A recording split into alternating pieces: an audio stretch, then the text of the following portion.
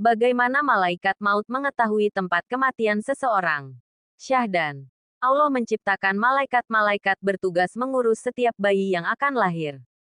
Mereka inilah yang disebut malaikat arham. Ketika jabang bayi dalam proses penciptaan, malaikat arham diperintahkan untuk memasukkan secuil tanah yang diambil dari salah satu bagian bumi yang akan menjadi tempat kematiannya kelak ke dalam sperma, nutfah, di rahim ibu yang mengandung calon bayi itu.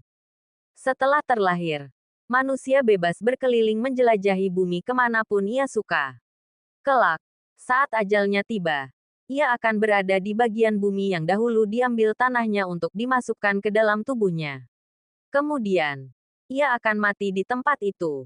Allah menegaskan hal itu dalam firman-Nya. Katakanlah, sekiranya kamu berada di rumahmu pun, niscaya orang-orang yang telah ditakdirkan akan mati terbunuh itu keluar, juga ke tempat mereka terbunuh.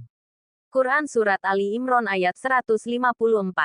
Tentang ayat di atas, malaikat maut seringkali menyamar sebagai seorang lelaki. Suatu hari, ia menyamar sebagai seorang laki-laki dan mengunjungi Nabi Sulaiman yang tengah berbincang-bincang dengan seorang pemuda. Setiap kali malaikat maut melirik dan memandang dengan sorot mata tajam, pemuda itu merasa ketakutan dan tubuhnya gemetar. Beberapa saat setelah malaikat maut pergi, pemuda itu berkata kepada Nabi Sulaiman, "Wahai Nabiullah, aku mohon kepadamu untuk sudi kiranya membantuku memerintahkan angin agar membawaku ke negeri Cina." Nabi Sulaiman mengamini permohonan itu dan memerintahkan angin untuk membawa pemuda itu ke negeri Cina. Angin pun mematuhi titah Sulaiman. Selang beberapa waktu kemudian, malaikat maut kembali mengunjungi Nabi Sulaiman. Beliau pun bertanya kepada malaikat maut tentang alasannya memandangi si pemuda tadi dengan tajam. Malaikat maut menjawab, "Sesungguhnya pada hari itu aku diperintah untuk mencabut nyawa pemuda itu di negeri Cina. Namun, aku heran saat melihatnya berada di sampingmu. Karena itu, aku menatapnya dengan tajam." Lalu, Nabi Sulaiman menceritakan kepada malaikat maut perihal permintaan si pemuda kepada dirinya agar memerintahkan angin untuk membawanya ke negeri Cina. Begitu selesai mendengar cerita itu, malaikat maut berkata, "Pantas, pada hari itu pula aku mencabut nyawanya di negeri Cina." Dalam riwayat lain dituturkan, malaikat maut mempunyai beberapa pembantu yang selalu siap siaga membantunya mencabut nyawa para makhluk. Pernah Anda mendengar kisah berikut ini? Syahdan. Ada seseorang yang mulutnya senantiasa berdoa seperti ini. "Ya Allah, sudilah kiranya Engkau mengampuni diriku dan malaikat penjaga matahari." Karena mengetahui orang ini terus berdoa seperti itu, malaikat penjaga matahari menghadap Allah dan meminta izin untuk menjumpai orang tersebut. Ketika berjumpa dengannya, malaikat penjaga matahari berkata, "Wahai Fulan, engkau selalu mendoakan aku. Karenanya, adakah sesuatu yang bisa aku perbuat untukmu?"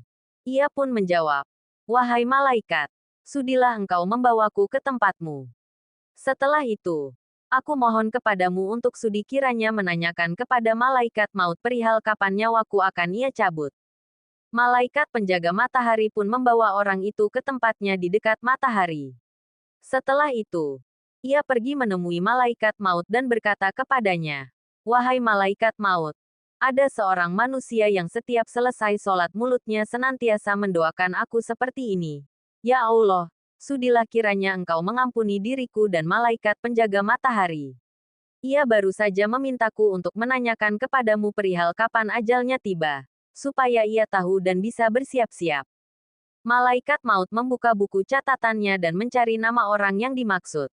Kemudian ia berkata, "Tidak mungkin ini terjadi. Dalam catatanku ini, temanmu itu tertulis memiliki perkara yang besar. Ia tidak akan mati sebelum duduk di tempat dudukmu yang berada di dekat matahari."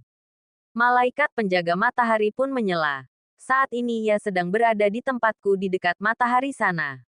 Mendengar itu, malaikat maut berkata, "Jika demikian, berarti ia sudah dicabut nyawanya oleh salah seorang wakilku." Demikianlah, orang itu pun telah mati. Sementara malaikat maut dan malaikat penjaga matahari tidak tahu sama sekali dan masih memperbincangkannya. Kitab Dakoikul Ahbar.